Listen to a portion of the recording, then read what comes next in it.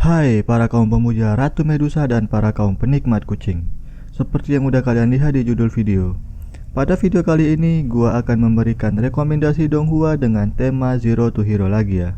Berarti ini part yang kedua, yang wajib untuk kalian tonton tentunya. Sebelumnya, buat kalian yang baru melihat ini YouTube channel, pencetlah itu tombol subscribe-nya. Dan jangan lupa nyalakan lonceng notifikasinya sebagai uang parkir, oke? Tanpa banyak bacot dan basa-basi lagi, langsung kita masuk ke videonya. Let's go. Battletraught the Heaven, atau biasanya yang disingkat dengan BTTH. Di daratan benua besar Kombatki, terdapat seorang anak laki-laki yang bernama Xiaoyan. Awalnya, Xiaoyan dikenal sebagai seorang anak yang punya bakat sihir luar biasa. Xiaoyan telah menunjukkan bakat tidak pernah terlihat dalam beberapa dekade, sehingga membuatnya tersohor hingga penjuru negeri.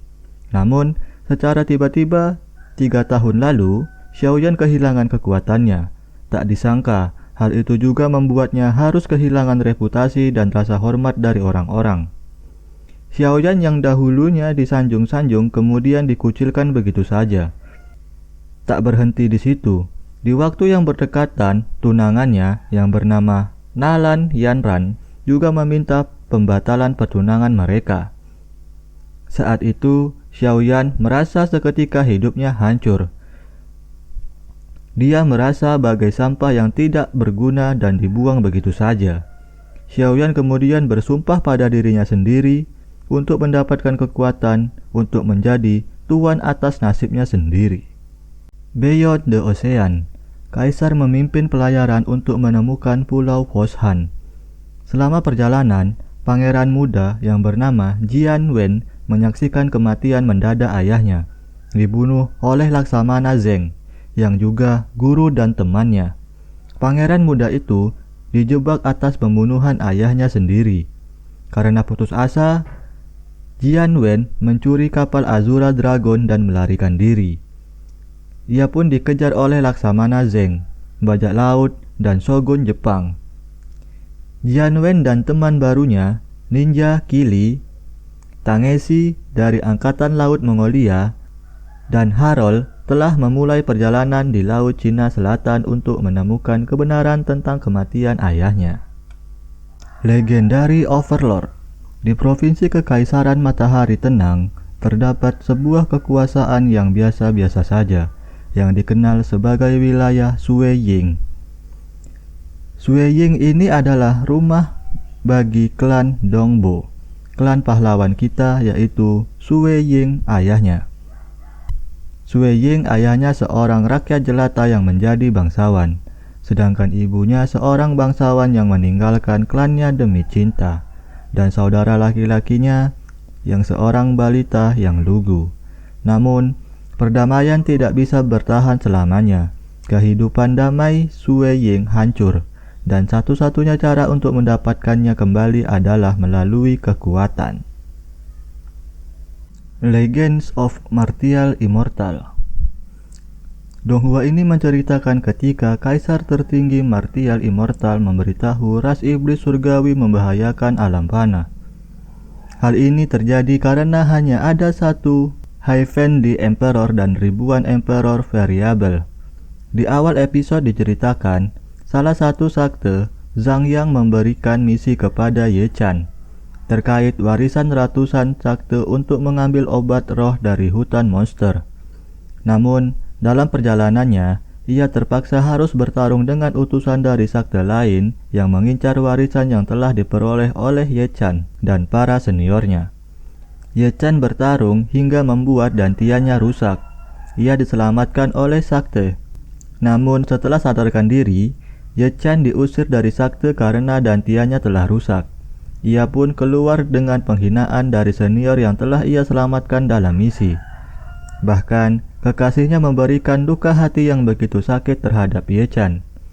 Dalam perjalanannya, ia beruntung memperoleh api surgawi dan akhirnya membentuk kembali dantiannya yang rusak, bahkan menjadikannya lebih kuat. Martial Universe. Donghua ini menceritakan tentang Lindong, seorang anak laki-laki dari keluarga Lin, di mana keluarganya sangat direndahkan, bisa dibilang dibuang dari klan Lin. Masalah ini dimulai dari kekalahan ayahnya dengan Lin Langtian, di mana ayahnya menjadi depresi dan mendapat cemoohan dari semua orang. Sampai dia menemukan King Tan yang nantinya akan menjadi saudara angkat Lindong. Bulian ke Lindong semakin menjadi, namun kalau sudah menyangkut ke King Tan ataupun ayahnya, Lindong bisa berubah ganas. Sampai akhirnya dia terjatuh dan batu penyerap menempel ke tangannya. Mulai saat itu, peningkatan kemampuan kultivasi Lindong meningkat dan dalam kejuaraan keluarga dia menjadi pemenangnya. Saat pergi ke kota, dia bertemu dengan kakek tua yang nantinya akan membimbing dia sampai memiliki kekuatan jiwa yang kuat. Di sini, Lindong akan bertarung dengan ahli kekuatan jiwa dan menyerap tenaganya, menjadi pemenang dalam perebutan menara, dan bisa membuka ruang rahasia yang selama ratusan tahun belum ada yang membuka, sehingga mendapatkan kekuatan leluhur dan peta. Immortality. Fang Han, seorang budak keluarga yang rendah hati, memegang keyakinan sejak kecil bahwa saya lebih suka menjadi pengemis daripada menjadi seorang budak dan menjelajahi dunia sendirian. Dengan sikap keras kepala yang pantang menyerah, ia menerobos misteri kesaktian dan menempa tubuhnya menjadi tubuh yang abadi. Bekerja keras untuk melangkah ke negeri dongeng, selangkah demi selangkah, dan akhirnya menjadi raja di puncak. Throne of Seal. 6.000 tahun yang lalu, Kaisar Dewa Iblis, Fang Xiu, dan 72 pilar Dewa Iblis turun dari langit. Semua makhluk terkontaminasi dengan nafas pilar Dewa Iblis dan langsung bermutasi menjadi makhluk iblis, lalu manusia memasuki zaman kegelapan. Setelah itu, para praktisi manusia mengatur dari 6 kuil berdiri untuk memblokir kemajuan iblis, dan secara bertahap membentuk situasi di mana manusia dan iblis hidup berdampingan. Long Hao Chen bergabung dengan kuil kesatria, salah satu dari 6 kuil besar, untuk menjadi seorang kesatria untuk menyelamatkan ibunya. Dalam petualangan pertumbuhan selangkah demi selangkah, petualangan, trik dan cinta serta persahabatan yang ditakdirkan terus terungkap. Long Hao Chen menganut semangat kesatria dan memenangkan pengakuan orang lain untuk kepribadian dan kerja kerasnya.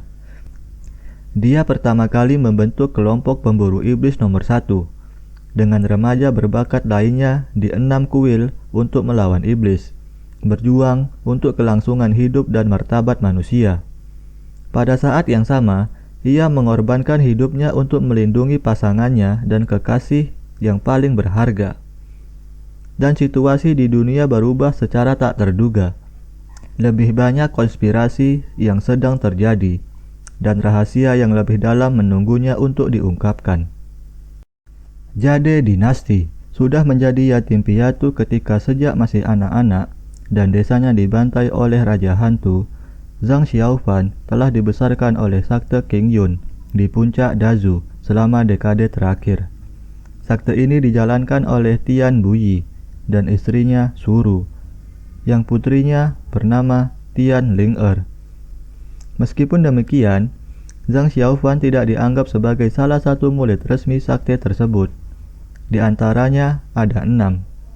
Alih-alih tugasnya hanya membersihkan dan memasak pada peringatan 10 tahun kematian orang tuanya, Tian Ling'er membawa Zhang Xiaofan menuruni gunung ke desa asalnya, di mana ia menghidupkan kembali acara tersebut. Kembali ke pegunungan, Zhang Xiaofan bersama dengan murid dari puncak lainnya memata-matai Lu Xiuqi yang cantik, murid kepala master Taosis Xiao Yue dari puncak Xiaozu. Lu Xiuqi yang tegas menangkap Zhang Xiaofan dan menghukumnya dengan serangga yang gatal. Ketika dia masih kecil, Zhang Xiaofan diberi batu ajaib oleh seorang penganut Tao yang abadi dan disuruh menyimpannya bersamanya setiap saat. Kadang-kadang itu bersinar, tetapi Zhang Xiaofan masih bingung tentang kegunaannya. Oke guys, segitu adalah rekomendasi Donghua dengan genre Zero to Hero dari gua.